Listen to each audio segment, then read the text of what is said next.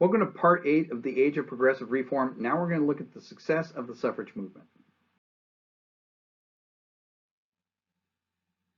Now, like I said, Elizabeth Cady Stanton and Susan B. Anthony are not going to be able to see the suffrage movement through to fruition, right? Elizabeth Cady Stanton dies in 1902 and Susan B. Anthony dies in 1906. And so the next generation of suffragists are going to be the ones that continue the fight and continue the push. Suffragists like Alice Paul. Now, Alice Paul had been very active in suffragist for quite a while before the passage of the 19th Amendment, right? But she will actually live to see it completed. Now, she'd learned her techniques in England. As a matter of fact, she'd gone to England to help the suffragist movement there, and at one point had even gotten arrested and thrown in jail where she was force-fed. She went on a hunger strike, which was typically what the suffragists did when they got thrown in jail, and she was force-fed at least 40 times while she was in this jail. As a matter of fact, at one point, the tube they'd shoved down there, they actually perforated her stomach with it, and she'll have stomach issues for the rest of her life. The suffragist movement in England was actually something that was very active. As a matter of fact, one of the most famous incidents in the suffrage movement globally is what happened to Emily Davison in 1913 at the Derby and Epsom, right? Emily Davison, a suffragist, stepped out in front of the king's horse during this horse race. She was plowed over by the king's horse and killed, right? The jockey of that horse was so wrought with depression after having killed this woman that a few years later, he himself will commit suicide, right? Now, Alice Paul back in the United States will be arrested multiple times, including once in Virginia where she'll be arrested for attempting to vote, and she'll spend 7 months in solitary confinement, and again, embarking on a hunger strike, right? So these women are getting more and more active and more assertive in their push for suffrage. And Alice Paul will even go so far as to help found a political party, the National Women's Party.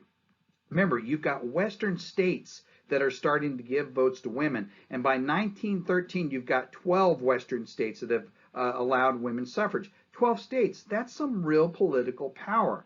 So the National Women's Party, led by Alice Paul, can harness that voting power to push for other states to allow for suffrage and to start pushing for that constitutional amendment. So that constitutional amendment, remember, that's been floating around since 1878 in different committees, is now starting to come back to the surface. There just needs to be one more catalyst to push this through. Well, that catalyst ends up being World War I. When World War I breaks out, which, by the way, is a progressive war, so we'll save that for a topic on its own, but it's technically an extension of talking about progressivism, World War I is going to play a major role because you're going to have 4 million American men that are going to uniform and going to be shipped overseas.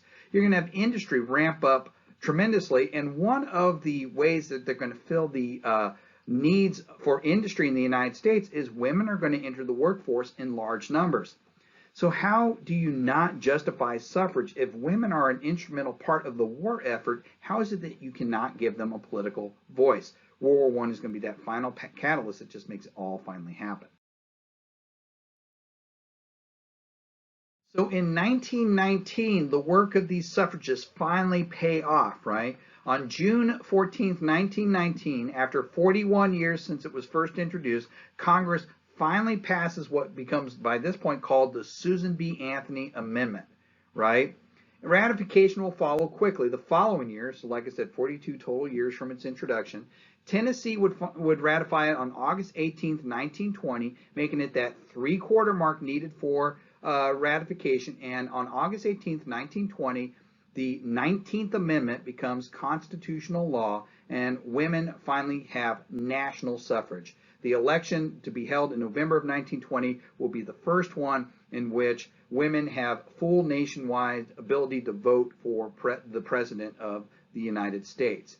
But the Susan B. Anthony Amendment, just to kind of close out progressivism, is the last of several progressive amendments that are going to be passed during the progressive era.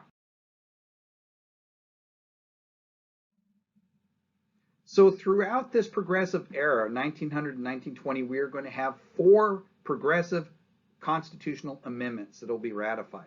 2 of them under the administration of William Howard Taft and 2 of them under Woodrow Wilson.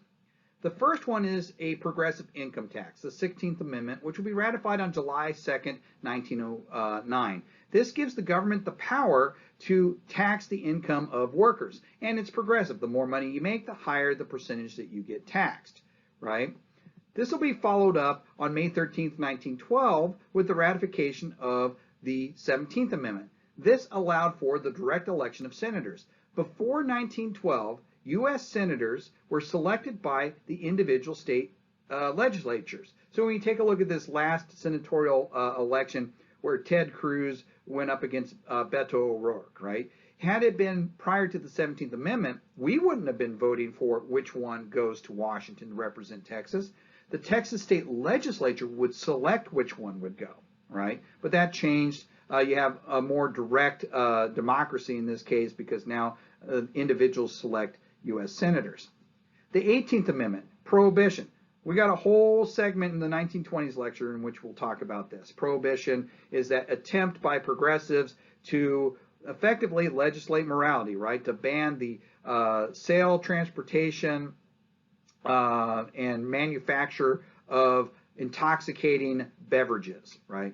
We'll talk about that later. And then finally, of course, this 19th Amendment, women's suffrage, right? And women finally, by 1920, get the nationally get the right to vote.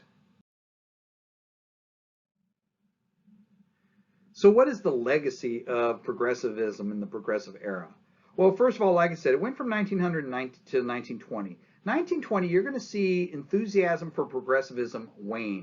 The reason why is we just finished fighting a progressive war. As I said before, it is a progressive war, and people were war weary, and progressivism seemed as kind of part of that. And so when Warren G. Harding ran for the presidency in 1920, he ran on a platform of a return to normalcy. In other words, kind of a rollback. You can't roll it all the way back to the laissez-faire, forgotten presidents, but it'll try and get close to that, right? But the progressives will get a lot of things accomplished. Aside the stuff that we already went over, we also have things like in 1906, you'll have the introduction of workman compensation.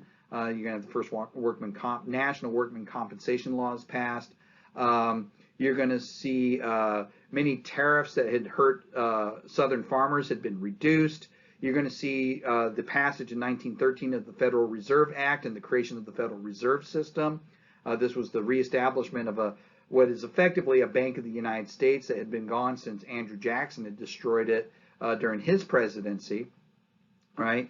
In 1914, you're going to have the Federal Trade Commission Act, which is going to regulate trade and trying to limit what they call, quote, unfair methods of competition, unfair or deceptive acts or practices or that would affect commerce, and any of these acts are hereby unlawful. And then finally, also in 1914, you'll have the passage of the Clayton Antitrust Act. Now, you remember the Sherman Antitrust Act was an attempt to try and break up monopolies. Well, progressives will get the Clayton Antitrust Act passed, and the Clayton Antitrust Act will strengthen the Sherman Antitrust Act, and include outlawing the holding companies and the implementation of price discrimination, but it also will outlaw the use of this act to be used against labor unions and, in fact, legalized peaceful strikes and pickets and boycotts, right? So amongst all these things, the progressives did get a lot of things done in just that 20-year time frame. But like I said, the next thing we need to talk about in detail is that progressive war, World War I.